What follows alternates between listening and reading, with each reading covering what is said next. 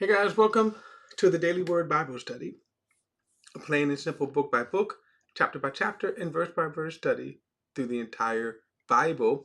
Currently, we are in Mark chapter 5. I'm going to attempt to do all of Mark chapter 5. One reason, keep in mind, we've already covered a lot of this when we went through Matthew, but at the same time, we will get different details from Mark that Matthew didn't bring out, and vice versa. So let's jump right in it. Mark chapter 5, and here we go. It says, "Then they came to the other side of the sea, to the region of the Gennesaret. And as soon as he got out of the boat, a man with an unclean spirit came out of the tombs and met him. He lived in the tombs. No one was able to restrain him anymore, even with chains, because he often had been bound with shackles and chains, but had snapped off the chains and smashed the shackle. No one was strong enough to subdue him. And always, night and day, he was crying out among the tombs and in the mountains and cutting himself with stones." Now we see this story told in what is called the Synoptic Gospel. That's a theological term, meaning that Matthew, Mark, and Luke, they are similar in writing. But as I said, it's not like you can read Matthew and then get the clear picture that Luke was reporting. Better, you read all three of the Gospels and you get different points of view. So, for example, in one of the other Gospels, it talks about the two men that they met. And here, Mark focused on one man who seemed to be probably the more dominant one, who had the strongest manifestations of demons. Now, also, too, let me say this, that there is, in our modern day, not among Christians per se, but non-Christians, where the stories of demon possessions, are they just another term for autism, some form of mental illness, severe mental illness? I happen to work in the development area. I don't deal with them per se, but I see them. Okay, and there are some whose mind are not, it's not processing through the mind, the emotion stuff. And so so that's certainly, I would say, it would be a valid question to say that are the events that the gospel are talking about are just nothing more than mental illness, schizophrenia, multiple personalities, right? And I'm going to say no, and I'm going to show you why in a moment. That when the Bible here talks about demon possession, he's talking about when you have the kingdom of Satan, or the kingdom of the world ruled by Satan in the spiritual realm, that there are demons who possess people. That's it, okay? Now, the only thing I would say about certain Christians that teach what they call deliverance, they go too far. And it's Christians, basically they're casting demons out of Christians, and that's not biblical. Verse 6 says, "And when he saw Jesus from a distance, he ran and knelt down before him. And he cried out with a loud voice, 'What do I have to do with you, Jesus, Son of the Most High God? I beg you before God, don't torment me.' For he had told him, 'Come out of the man, you unclean spirit.'" So you have never seen, at least I cannot recall anywhere where anybody has recorded a mentally ill person spotting a man of God or a woman of God and running to them. Now I'm saying we see here with Jesus, and clearly you can say, okay, Jesus, the Son of God, hands down. But then you also see the same thing about Paul in the book of Acts, where there was some priest who was trying fake demon casting out, and the actual demons, the actual demon said, Jesus I know, Paul I know, but who are you? And then it actually beat the guy up. Verse 9 says, so Jesus already commanded, he said, come out of him, you unclean spirit. So again, how this happened, I don't know, but there is a possession that takes place, that demons can take place. As you can say, demon possessions can take place. So then he says, what is your name? He asked.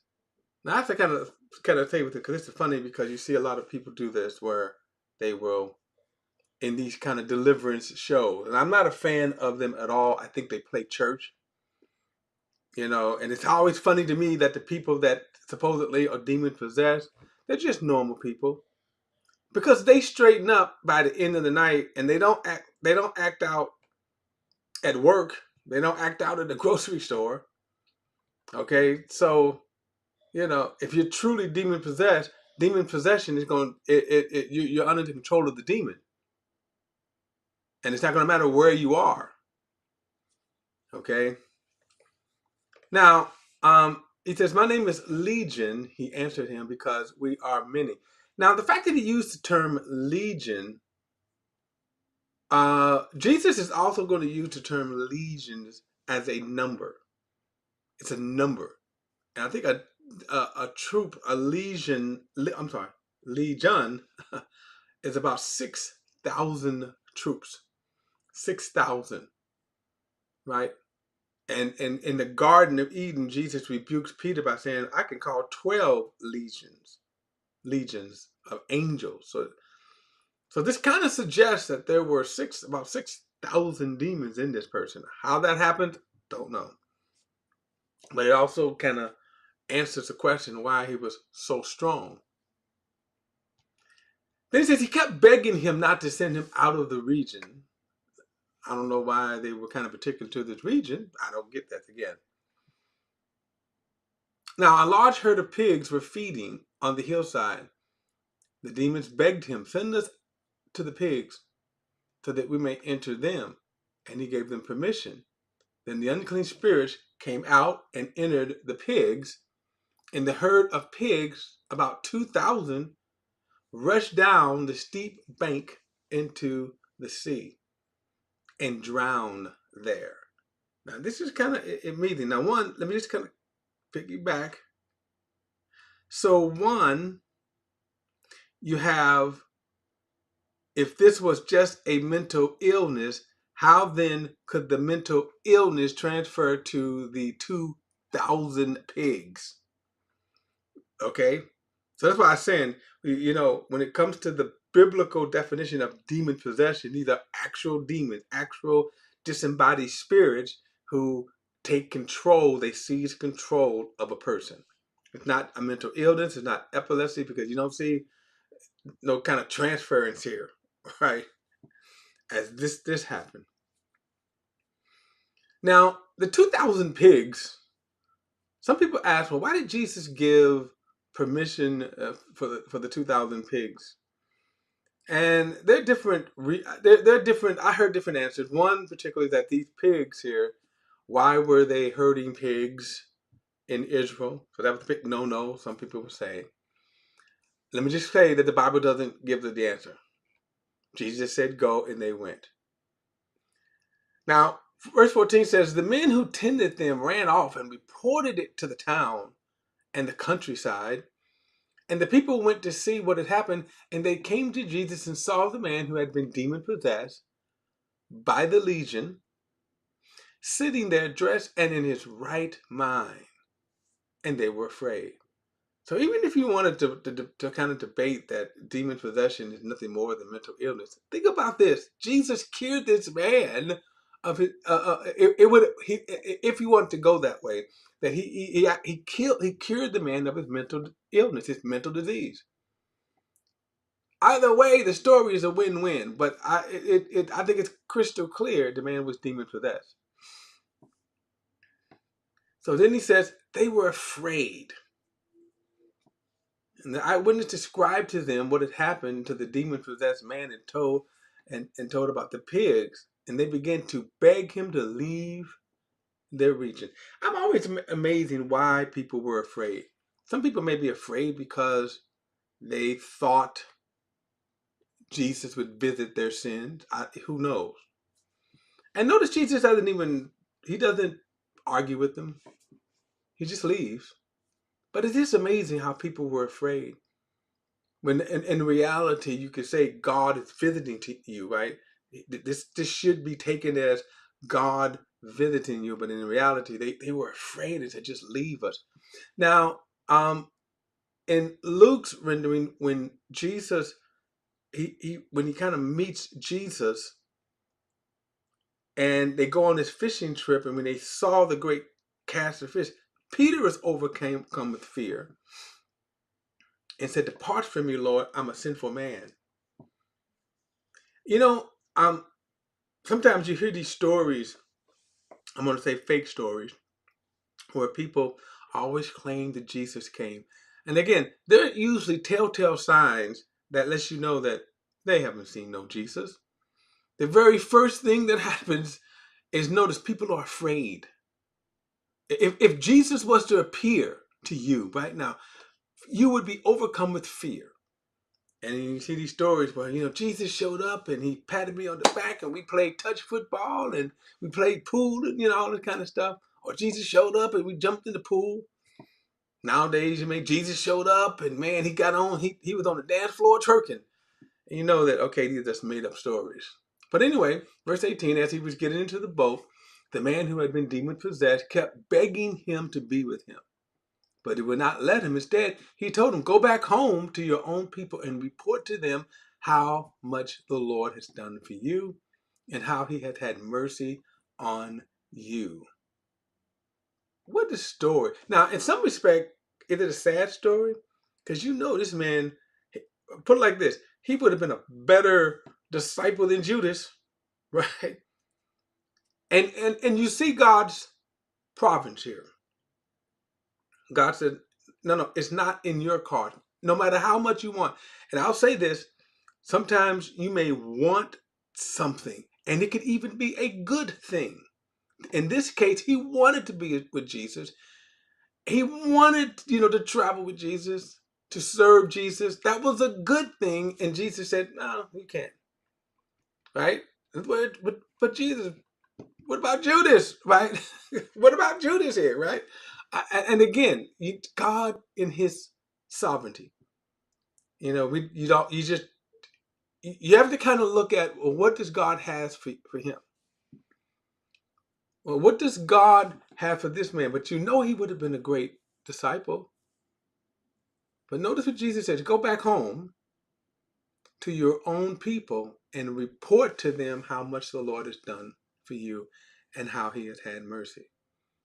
So he went out and began to proclaim in the Decapolis how much Jesus had done for him, and they were all amazed. So instead, this man went out, think about this, and began to preach about Jesus in the Decapolis. So now, what do you see here? You got the 12 disciples, they're going this way. Jesus sends this man back home. He goes this way and begins to proclaim Jesus in his hometown. All right. Verse 21, when Jesus had crossed over again by boat to the other side, a large crowd gathered around him. And while he was by the sea, one of the synagogue's leaders named Jairus came, and when he saw Jesus, he fell at his feet and kept begging him, my little daughter is at death's door. Come, lay your hands on her so she can get well and leave. So you can see the passion, the desperate passion in him for his daughter's life. So Jesus went with him. So it doesn't get better than that, right? Okay, yes. So Jesus went with him, and a large crowd was following and pressing against him. And a woman suffering from a bleeding for 12 years. She had some kind of bleeding, right?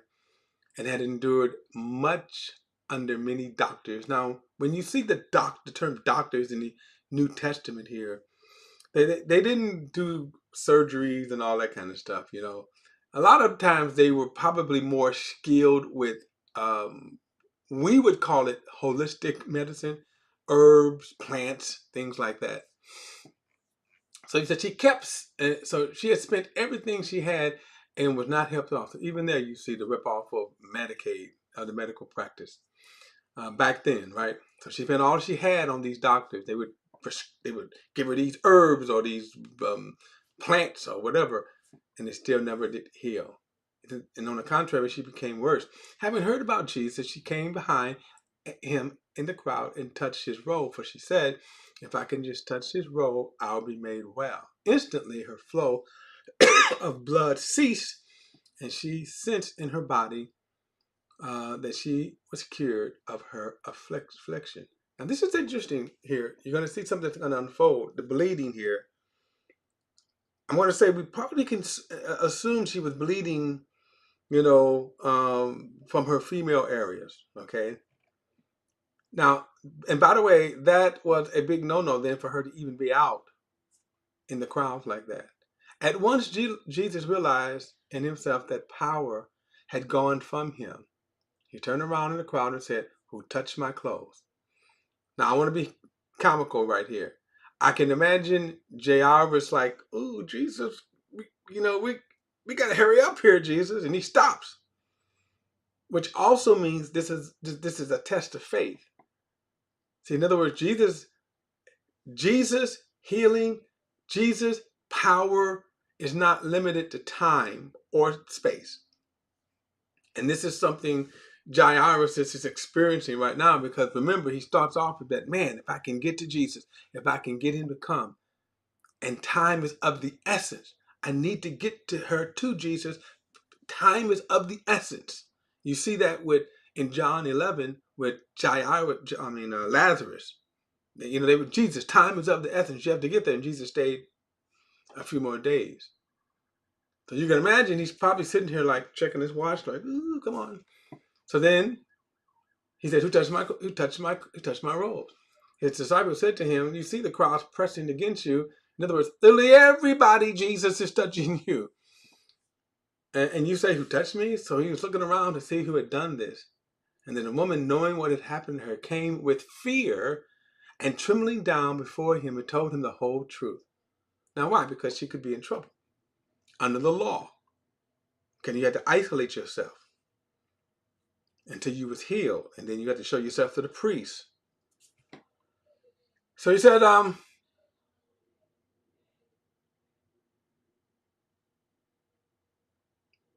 the woman, knowing what had happened in her, came with fear and trembling, fell down before him and told him the whole truth. Daughter, he said to her, your faith has made you well. Go in peace, be free from your affliction.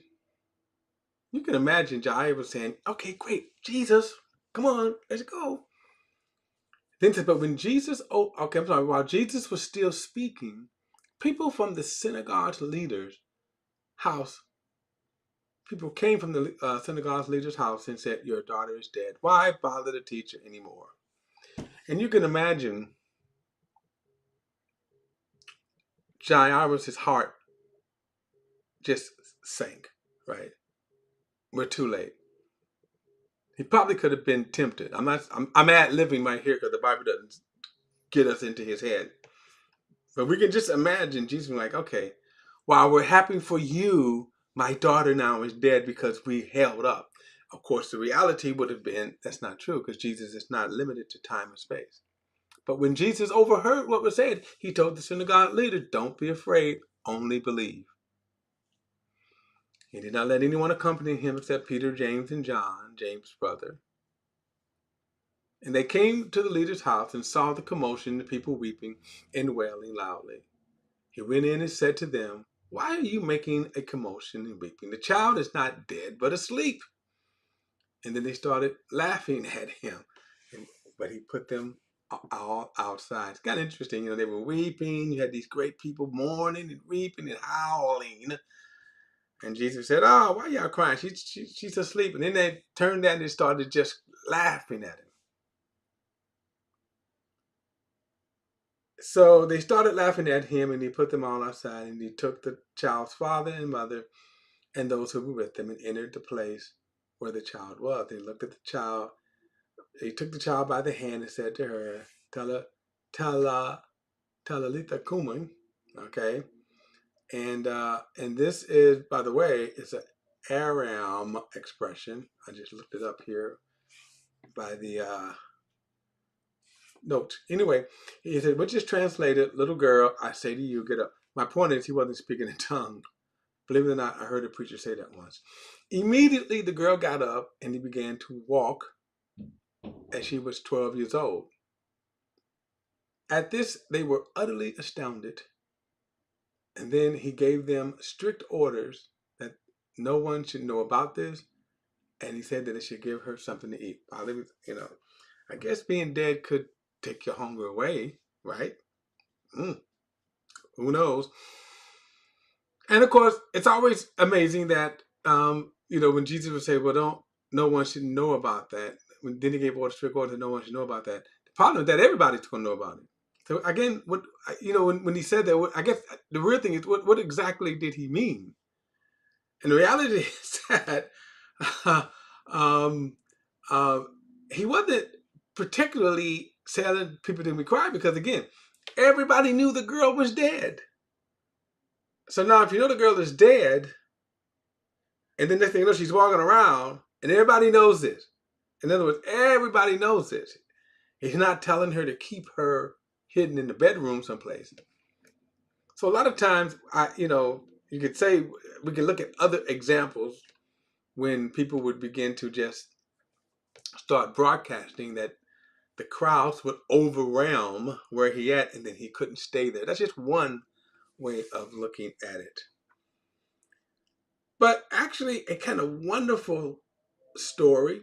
If you notice, you have two kind of examples. One, 12 years of age, and then the woman had 12 years of bleeding. Interesting. You see the number 12. That's all. Just pointing out. And in both cases, Jesus uh, healed them. And notice this, in both cases, it involved having faith in Jesus, despite any odds. See, in one respect, you had to probably think that the woman could not get to Jesus or feared getting to Jesus because being in the crowd like that was really against the law. Having faith that the daughter Jesus could get to Jesus in time, which then once that elapsed, he had already died. Now he has to believe that Jesus is going to heal. That they had to then have exercised their faith then in Jesus. All right, guys. Don't forget to like and share this video and subscribe to BP The Bible Perspective. And as always, if you have a thought or comment, add it to the comment section below. All comments are welcome, and I'll see you in the next study.